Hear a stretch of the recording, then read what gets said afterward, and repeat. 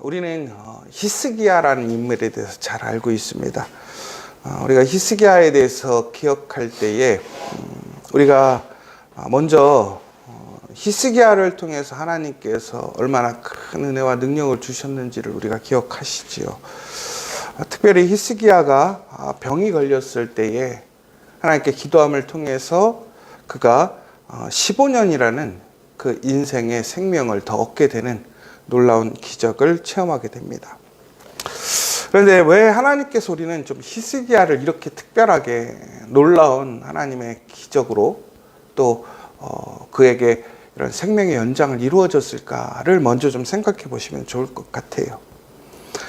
히스기야는 그 아버지와는 다르게 그는 철저하게 하나님의 중심의 신앙을 세우려고 노력했습니다. 그래서 우상과 산당들을 그가 왕이 되자마자 모두 없애버립니다.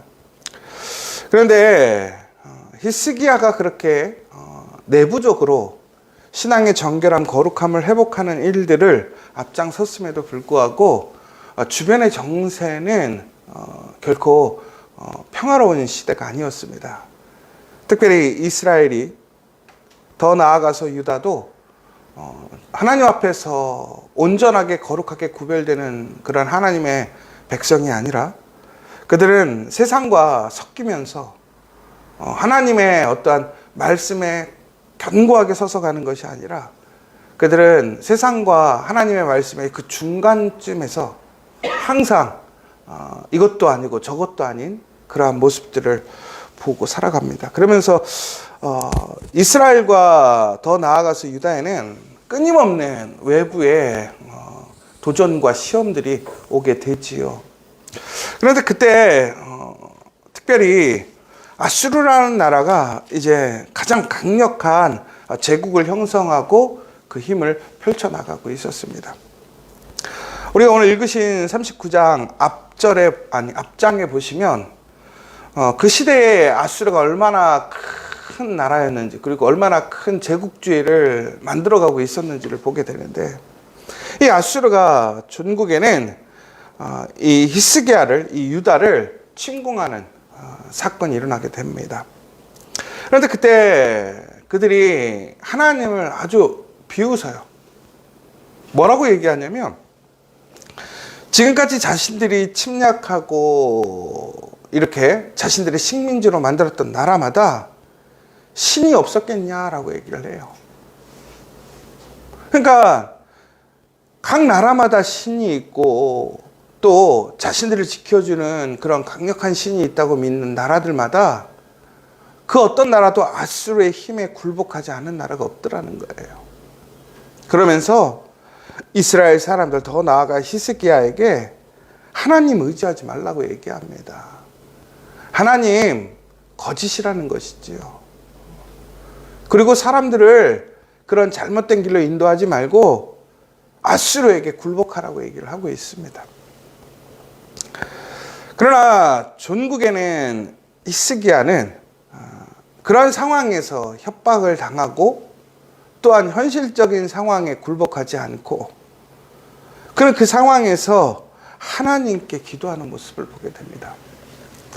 우리가 히스기야의 특징을 좀 보면요, 히스기야가 그의 삶 속에 문제가 있거나 어려움이 있을 때 더 나아가서 그가 삶의 어떠한 방식이 있는데 그게 첫 번째 뭐냐면 그는 항상 하나님의 집을 중심으로 움직였다라는 거예요. 그가 어렵고 고민이 되고 또 무엇인가를 행해야 할 때 그는 스스로 생각하거나 판단하는 것이 아니라 철저히 하나님을 찾아갔더라는 거예요.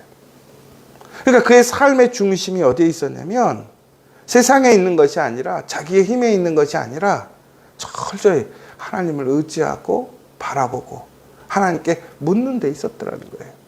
그리고 더 나아가서 거기서 무엇을 했느냐? 그가 단순히 제사만 드리는 것이 아니라 하나님께 기도했더라는 거예요. 그리고 그 기도를 통해서 하나님을 인정하고 하나님을 구하고 하나님께 의탁하는 모습을 보게 됩니다. 바로 히스기야의 모습이 히스기야의 어떠한 상황과 문제들을 해결하고 더 나아가서는 그것을 통해서 하나님의 놀라운 선하신 그 뜻을 분별하게 되고 나타나게 할 수 있었더라는 거예요. 하나님께서는 특별히 우리가 어제 말씀에도 보았지만 하나님이 이스라엘에게, 특별히 하나님의 사람들에게 말씀하시는 것이 있는데, 그것이 뭐냐? 절대로 하나님 외에 다른 신을 섬기지 말라라는 거예요. 그리고 우리 십계명에도 나와 있는 내용이죠. 하나님이 가장 중요하게 보시는 게 뭐냐? 내가 누구를 의지하고 있느냐라는 거예요. 그런데 우리는 하나님을 의지하고 하나님을 인정한다고 이야기하지만, 하나님을 고백하고 하나님께 예배 드린다고 하지만, 정작 우리에게 위기가 오거나 문제가 생겼을 때, 혹은 내가 무엇인가를 이루고 싶은 일이 생겼을 때, 우리는 하나님보다는 현실을, 그 상황에서 내가 손잡을 수 있는 사람들, 그 상황을 우선시에 두더라는 거예요. 그런데 하나님께서는 철저하게 뭐라고 그러냐면 그것들을 배격하라는 거예요. 여러분, 어제도 아말렉과의 전투에서 왜 사울에게 그 모든 것을 불태우라고 했느냐? 하나님은 철저히 구별되기를 원하시는 거예요. 그 싸움이 누구에게 시작해서 누구로 끝나게 되어지는지, 그리고 그것을 통해서 모든 것을 공급해 주시는 분이 누구신지를 우리 보러 기억하라는 것입니다. 그런데 히스기야는 바로 그러한 하나님의 말씀에 철저하게 순종하고 그것의 모습을 나타내는 사람이었다라는 거예요. 놀랍게도 수많은 군대를, 아수르 군대가 끌고 와서 히스기야를 비웃고 이스라엘을 엇박했어요. 그런데 전국에는 히스기야는 싸우지도 않고 하나님께서 이 아수르 군대를 치셔가지고 그들이 도망하게 되고, 그 아수르의 왕이 전국엔 쿠데타로 죽게 되는 모습을 보게 됩니다. 여러분, 이 아수르가 지금 우리가 어떤 나라라고 생각하냐면 지금 미국과 같이 최고의 강력한 나라예요. 여러분, 우리가 미국과 현재 수많은 나라들이 있는데 그 나라들이 1대1로 싸우면 누가 이길까? 어떤 사람들은 이런 얘기했어요. 미국과 전 세계의 군대가 싸우면 누가 이길까? 여러분, 그만큼 아주 강력한 힘이 있는 거예요. 군사력이 있는 거죠. 아수르가 그랬단 말이에요. 오직했으면 아수르가 이스라엘을 웃으면서, 비웃으면서 너에게 기말을 주면 너희들이 그걸 탈 사람이나 있겠냐라고 얘기를 할 정도로 무기도 뛰어났고 군대도 뛰어났고 전략도 뛰어났고 어마어마했던 군대란 말이에요. 그러나 이스라엘은, 특별히 히스기야는 그들과 실제적으로 싸울 수 있는 힘이 없었습니다. 그럼에도 그가 힘을 갖고 용기를 얻었던 것은 바로 하나님의 응답이었어요. 하나님이 도우시고 하나님이 그 싸움을 주관하신다라는 응답이었단 말이에요. 전국엔 어떻게 됐느냐? 그 하나님의 말씀대로 되었더라는 거예요. 이처럼 히스기야는 하나님 앞에 철저히 하나님을 믿는 신앙으로 돌아가서 하나님을 더욱더 찾게 되고 하나님께 기도하고 하나님을 고백하는 신앙이 되었어요. 그런데 오늘 읽으신 갑자기 그에게 문제가 생긴 거예요. 갑자기 그가 병들어 죽게 되었더라는 거예요. 여러분, 그런데 이것이 그가 잘못해서가 아니라 뭐라고 되어 있냐면 그가 때가 된 것입니다. 죽을 때가 된 거예요. 여러분, 그러니까 우리가 우리의 인생에서 우리가 무엇인가 잘못해서 우리가 무엇인가 시험을 들거나 심판을 받는 일들도 있지만 또 때가 있을 때가 있단 말이에요. 그런데 히스기야가 그 사실을, 그 이야기를 듣게 됩니다. 그리고 뭐라고 되어 있냐면 오늘 38장 1절에 보면 이렇게 되어 있죠. 이사야가 나아가 그에게 이르되 여호와께서 이같이 말씀하시기를 너는 내 집에 유언하라. 내가 죽고 살지 못하리라 하셨나이다 하니. 여러분, 저는 이 말씀을 보면서 그래도 히스기야는 복 있는 사람이다. 아니 여러분, 오늘 죽는다라는 이야기를 들었는데 어떻게 복 있는 사람이냐. 여러분, 사람이 이 세상에서 알 수 없는 게 언제 태어날지, 언제 죽을지 자기가 결정 못 하거든요. 그런데 히스기야는 오늘 자신이 언제 죽는지 아는 거예요. 여러분, 만약에 여러분이 이제 하나님을 신실하게 섬기다가 하나님을 믿고 살아가는데 여러분이 히스기야처럼 이렇게 여러분이 죽을 날을 받았다고 생각해 보세요. 하나님께서 너 때가 됐어. 너 이제 유언을 남겨. 너가 이제 죽을 거야 라고 하신다면 여러분들 어떤 유언을 남기시겠습니까? 어떻게 사시겠습니까? 아마 그 가운데서는 우리는 수많은 생각들이 있을 거예요. 그런데 오늘 히스기야가 그 이야기를 듣고 어떻게 행동하느냐면 그가 얼굴을 벽으로 향하고 여호와께 기도했다라고 되어 있어요. 그리고 여호와께 구했다라고 되어 있습니다. 내가 주 앞에서 진실과 전심으로 행하며 주의 목전에서 선하게 행한 것을 기억하소서 하고 히스기야가 심히 통곡했다라고 되어 있어요. 여러분, 아무리 후회 없이 살아도 죽는 것을 두렵지 않고 그냥 기쁨으로 여길 수 있는 사람은 없어요. 근데 저는 히스기야가 왜 이렇게 심하게 울었을까 좀 생각해 보거든요. 왜 그랬을까요? 여러분, 저는 히스기야가 아마도 그 삶이 너무나 지긋지긋하고 힘들고 너무너무 십자가가 크다고 생각한다면 여러분, 하나님께서 나를 부르신다라고 한다면 오히려 홀가분할 수 있을 것 같아요.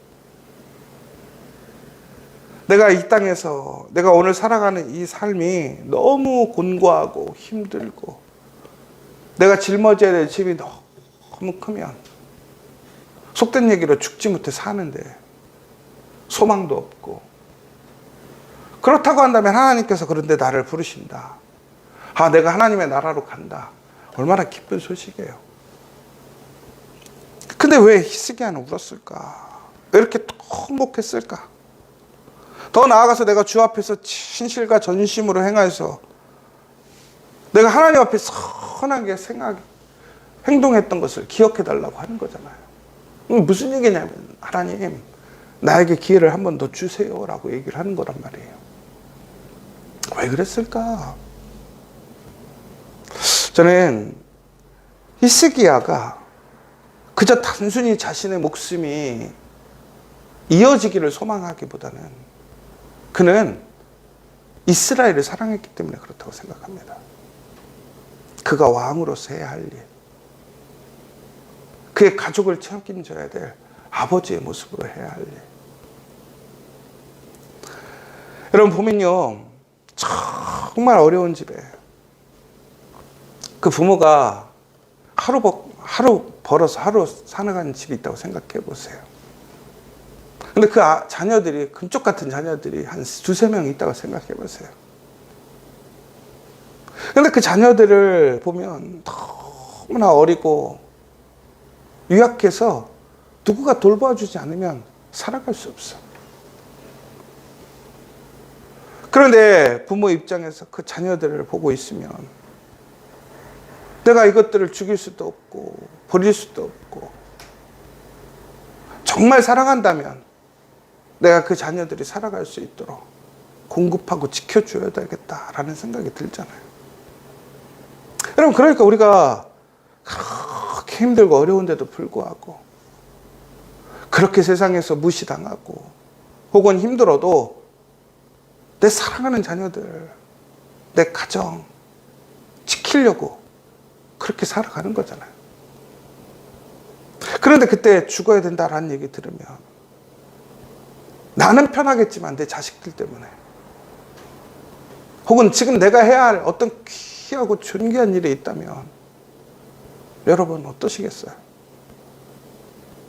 절대로 물러나지 못할 거 아니에요. 죽음을 맞고 싶지 않겠어요? 오히려 살면 내가 더 고생스러워. 내가 더 힘들어. 그럼에도 불구하고 그 고생보다 더 큰 게 뭐냐면 사랑이란 말이에요. 나의 자녀들, 나의 가정, 나의 소명. 저는 히스기야가 단순히 인간적인 어떤 불안과 두려움 때문에 그 생이 끝나는 것이 두려워서 얘기했다고 생각하지 않아요. 근데 놀랍게도 하나님께서는 어떻게 하십니까? 바로 그 기도에 바로 응답해 주셔요. 여러분, 여기서 우리가 기억해야 될 게 하나 있어요. 뭐냐면 하나님이 왜 히스기야에게 말했는가를 기억하셔야 돼요. 그냥 데려가면 되잖아요.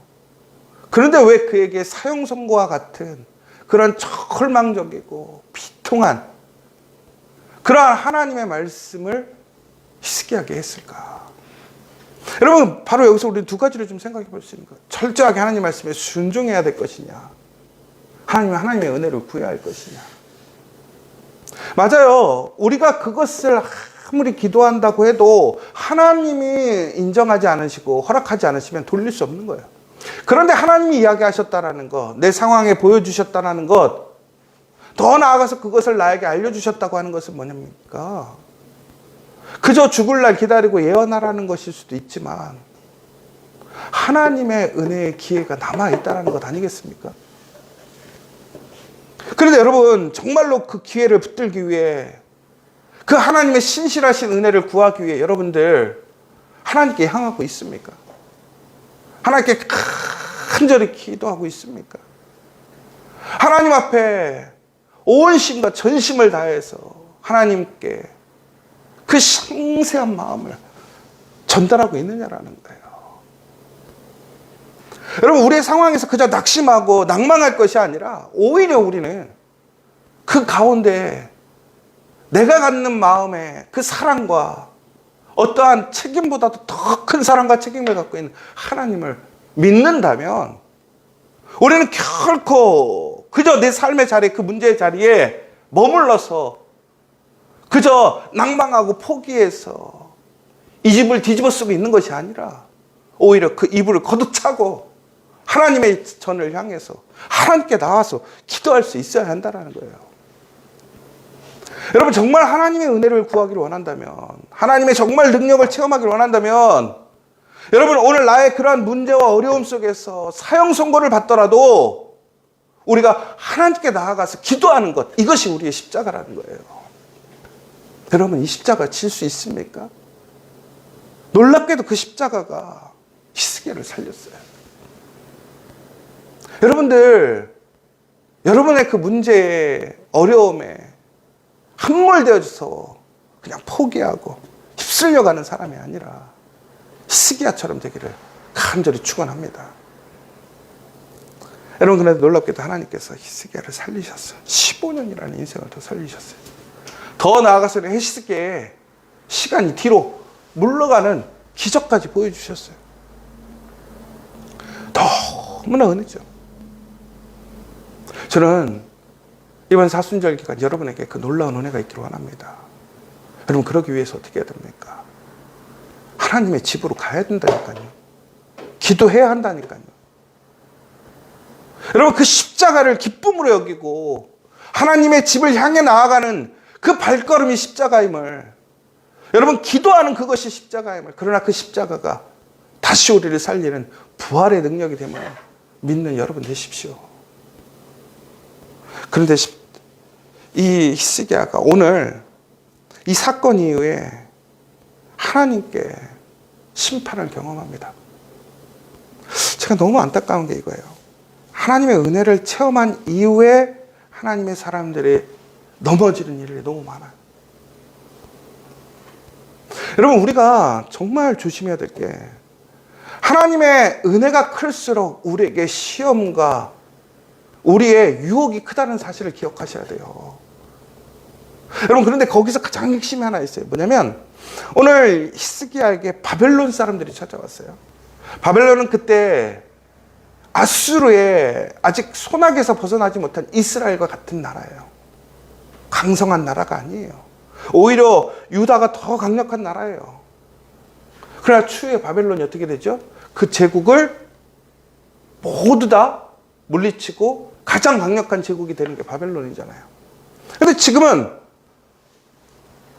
아무런 힘도 없고 영향력도 없고 독립도 못한 그런 나약한 나라란 말이에요. 그런데 이 나라가 유다의 히스기야라는 왕이 아수르를 물리치고 병이 들었는데 하나님의 놀라운 은혜로 다시 살아났다는 이야기를 듣고 축하하러 온 거예요. 그런데 히스기야가 어땠습니까? 갑자기 그들을 너무나 환대해 주는 건 좋아요. 환대해야죠. 그런데 그가 그들을 데리고 성에 있는 모든 것, 비밀스러운 것, 군사적인 것, 모든 것을 다 보여주고 말았어요. 자, 여기서 제일 중요한 포인트가 이거예요. 왜 보여줬겠느냐? 자랑하고 싶어서? 맞아요. 자랑하고 싶겠죠. 내가 이렇게 하나님의 놀라운 은혜로 경험을 하게 됐어. 하나님의 신실한 은혜를 경험하게 됐어. 그런데 여러분, 중요한 것은 그 자랑을 통해서 무엇을 하고 싶어 했던가가 더 중요한 것 같아요.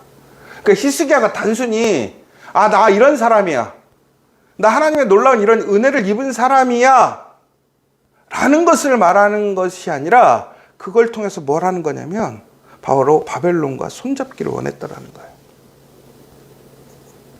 왜? 바벨론은 만만하거든요. 바벨론이랑 손잡아서는 큰 문제가 없을 것 같아. 왜? 아수르와 혹은 그 주변의 열강들을 막아내는데 아수르만한 파트너가 없다고 생각했던 거예요. 바벨론만한 파트너가 없다고 생각했던 거죠. 여러분 생각해 보세요. 하나님이 가장 중요시 여기는 게 뭐예요? 그 누구도 의지하지 말라라는 거예요. 그 누구와도 손잡지 말라는 거예요. 오직 하나님만을 의지하라는 거예요. 하나님만을 손잡으라는 거예요. 그런데 하나님의 은혜를 체험했어요. 하나님의 놀라운 기회 가운데서 그는 그 기회를 통해 하나님의 놀라운 역사를 체험하고 하나님의 섭리를 깨닫고 은혜를 통해서 그는 회복되었어요. 하나님은 압수르를 물리치셨고 그의 병을 낫게 해주셨어요. 그 이스라엘을 아주 견고한, 예루살렘을 견고하게 지켜주셨단 말이에요. 하나님이면 충분하단 말이에요. 그러면 더욱더 하나님 앞에 신실하고 하나님을 찬양하고 하나님께 예배하는 모습이 돼야 되는데 그 가운데서 그가 행했던 게 뭐냐면 바로 다른 사람과 손잡는 일이었어요. 하나님께 마음이 가는 것이 아니라 내가 받은 힘과 능력을 통해서 내가 나의 것을 만들어 가려고 하는 태도를 보게 되더라는 거예요. 여러분 이걸 절제해야 돼요. 자랑하고 싶을 때, 그 자랑을 통해서 내 힘을 만들고 싶을 때 여러분 그것을 철저히 내려놔야 돼요. 내가 정말 의지해야 될 거 믿고 될 거 하나님밖에 없단 말이에요. 히스기야를 살렸던 것은 바로 그의 탁월한 능력, 전략이 아니라 그가 그 문제와 어려움 속에서 제일 먼저 하나님 집을 향했다라는 거예요. 기도했다라는 거예요. 하나님께 전심전력으로 구하고 하나님을 의지했다라는 거예요. 여러분 지금 그러고 계십니까?